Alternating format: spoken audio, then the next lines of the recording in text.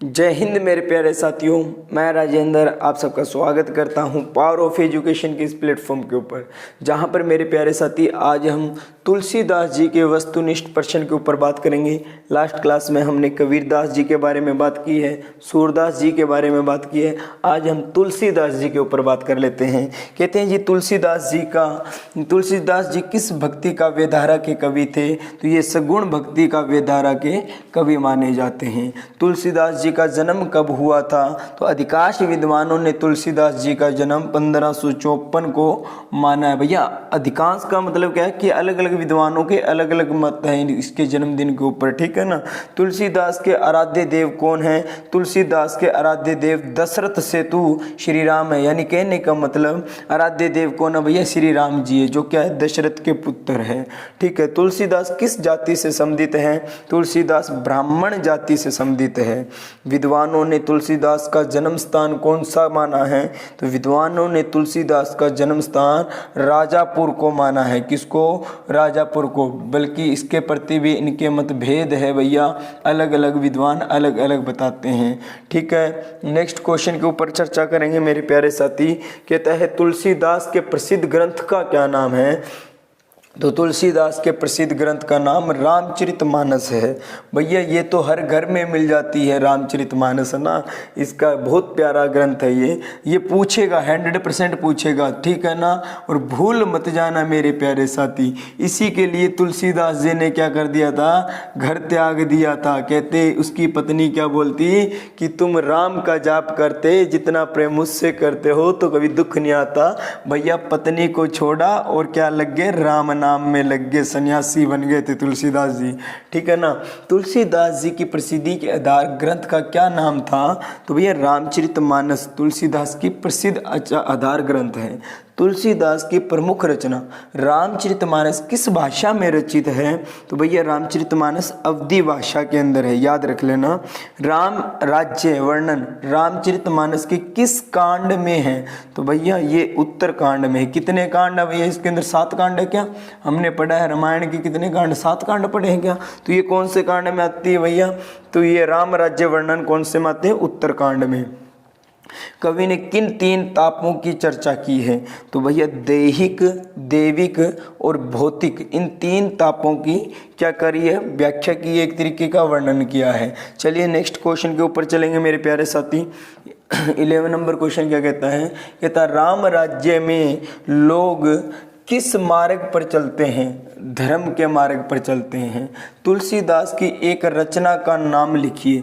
तो कवितावली हो जाएगा भैया, रामचरितमानस भी कह सकते हो आप, कवितावली होगी। तुलसीदास की माता का क्या नाम था? तो माता का नाम क्या था? हुलसी। बाकी मैंने जीवन परिचय आपको अच्छे से करवाया है, आप वहाँ से भी कर सकते हो मेरे प्यारे साथी।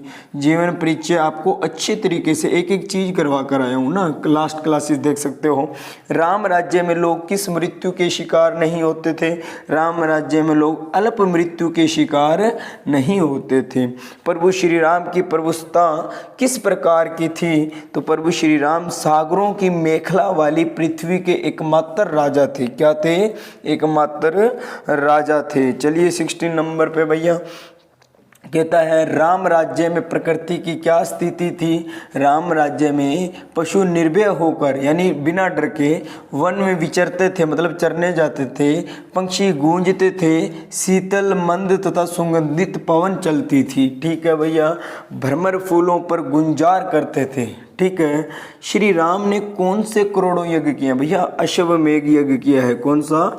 अश्वमेध यज्ञ। राम राज्य में सीता का श्री राम के प्रति कैसा व्यवहार था? सीता जी श्री राम के प्रति सदा अनुकूल थी। वे प्रभु श्री राम के चरण कमलों की सेवा किया करती थी। चरण कमल में कौन सा अलंकार है? भैया रूपक अलंकार है। कौन सा? रूपक अलंकार। और अलंकार मैंने हर बार बताया भैया, पूछा जाएगा, रूपक के बारे में ज़्यादा चर्चा मिलेगी। कवि ने बालक राम को कौन सा विशेषण दिया है? तो सोच विमोचन अर्थात चिंताओं को दूर करने वाला। क्या दिया है? चिंताओं को दूर करने वाला दिया है मेरे प्यारे साथी। नेक्स्ट चलेंगे, नेक्स्ट क्वेश्चन के ऊपर बात करेंगे भैया। कहता है तुलसीदास के अनुसार संसार में जीने का फल क्या माना गया है? तो परम सुंदर बालक राम को मन बसाना, ये माना गया है। तुलसीदास बालक राम की मधुर वाणी पर क्या निछावर करते हैं? तो भैया वे अपने प्राण को ही निछावर कर देते हैं। वन गमन प्रसंग किस रचना में अधिकृत है? तो भैया कवितावली के अयोध्या कांड से। किससे है? कवितावली के अयोध्या कांड से। वाल रूप प्रसंग किस रचना में अधिकृत है? तो भैया कवितावली के वाल कांड में। कौन से? कवितावली के बाल कांड में। ये अयोध्या कांड में था, ये बाल कांड में। अरविंदु, चलिए थोड़ा और ऊपर कर लेता हूं मैं। अरविंदु जो आननु में कौन सा अलंकार है? भैया उपमा अलंकार है। अलंकार का एक अलग ही टॉपिक लगाएंगे भैया, ठीक है ना। तुलसी मन मंदिर में कौन सा अलंकार है? तो रूपक अलंकार है। तुलसीदास के मन रूपी मंदिर में सदा कौन विहार करते हैं, यानी कौन बसते हैं? अयोध्या नरेश दशरथ के चारों पुत्र। चारों पुत्र कौन? राम, लक्ष्मण, शत्रुघ्न और आपके भरत, ठीक है ना। लड़कों के साथ राम किस नदी के तट पर खेल रहे थे? तो सरयू नदी के तट पर खेल रहे थे। कवितावली में कवि ने किस भाषा का प्रयोग किया है? तो भैया ब्रज प्लस अवधि दोनों को जोड़ा गया। भैया ब्रज भी किया है और अवधि भी किया है, ब्रज प्लस अवधि दोनों ही हैं। नगर से बाहर निकलते ही सीता जी ने श्री राम से क्या पूछा? अभी हमें और कितना चलना है और पर्णकुटी कहाँ पर बनानी है? यानी इन्होंने बाहर निकलते ही राम से क्या पूछा कि गुरुदेव अभी हमें आगे कितना चलना है? अपने पतिदेव से पूछा, पतिदेव जी कितना और आगे चलना है और हमें कुटिया कहाँ पर बनानी है? 31 क्वेश्चन में देखेंगे मेरे प्यारे साथी। कहता है प्रभु श्री राम पैरों से कांटे निकालते हुए देर क्यों लगा रहे थे? क्योंकि वे चाहते थे कि उनकी प्रिय सीता जी को थोड़ा विश्राम मिल जाए। श्री राम और लक्ष्मण के बीच सीता को देख ग्राम बंधुओं ने क्या सोचा? उन्होंने सोचा कि कोमल अंगों वाली ये नारी वन मार्ग पर चलने की योग्य नहीं है, पृथ्वी भी इसके छूने में संकोच कर रही है। ग्राम वधु ने सीता से किसके बारे में पूछा कि वे उसके क्या लगते हैं? तो भैया श्री राम के बारे में पूछा, ठीक है। अनुराग तड़ांग में कौन सा अलंकार है? तो रूपक अलंकार है मेरे प्यारे साथी। और आगे बढ़ेंगे इसी के साथ में। कहता है मानो मंजुल कजकली में कौन सा अलंकार है? भैया उत्प्रेक्षा अलंकार है। सुनी सुंदर वेग सुदारस साने में कौन सा अलंकार है? तो अनुप्रास अलंकार है। भैया अनुप्रास का तो पता ही है, बार बार जिसकी पुनरावृत्ति होती हो, ठीक है, वो अनुप्रास है। विविध भाव चित्र किस रचना से अधिकृत है? तो कवितावली के उत्तरकांड से। कवि किससे मांगने का उपदेश देता है? तो भगवान श्री राम से मांगने का। भली भारत भूमि भले कुल में जन्म तथा भला समाज तथा शरीर लेकर मनुष्य क्या करना चाहिए? तो भैया मनुष्य को भगवान का भजन करना चाहिए। क्या करना चाहिए? मनुष्य को भगवान का भजन करना चाहिए। कहता तुलसीदास किसे प्राणों के समान प्रिय मानते हैं? तो जो शरीर तथा घर का स्नेह छोड़कर श्री राम का भजन करते हैं, तुलसीदास जी उसे ही क्या मानते हैं? प्राणों के समान मानते हैं। चलिए नेक्स्ट क्वेश्चन पे चलेंगे मेरे प्यारे साथी। कहता है विलोचन मीनन में कौन सा अलंकार है? तो भैया रूपक अलंकार है। कौन लोग संसार को झूठा कहते हैं? वे संत लोग जिन्होंने संसार के अंत को जान लिया है।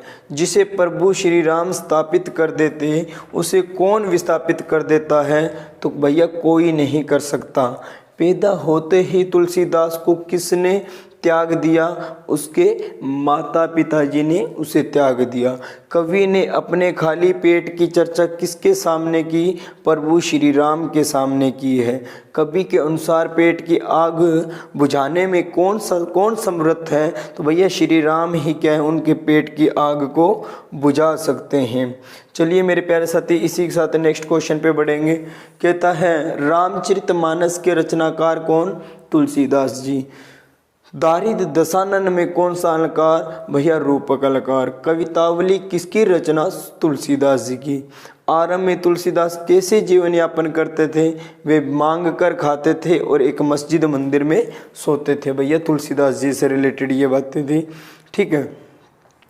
कवितावली के उत्तरकांड में किसकी महिमा का गान किया गया? तो प्रभु श्री राम की महिमा का गुणगान किया गया है। एक, तुलसीदास किस नक्षत्र में पैदा हुए?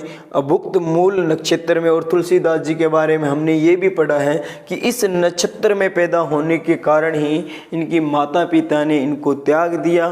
फिर इनकी एक दासी थी, उनकी दासी थी, उस दासी ने इसका पालन पोषण किया था। तो भैया उम्मीद करूँगा क्लास अच्छी लगी होगी, बेहतर लगी होगी और अच्छे से समझ में आए होंगे। अगर नहीं समझ में आया, वंस मोर टाइम फिर से देख सकते हो। मिलेंगे नेक्स्ट क्लास में, तब तक हंसते रहो, मुस्कुराते रहो। जय हिंद, जय भारत मेरे प्यारे साथी।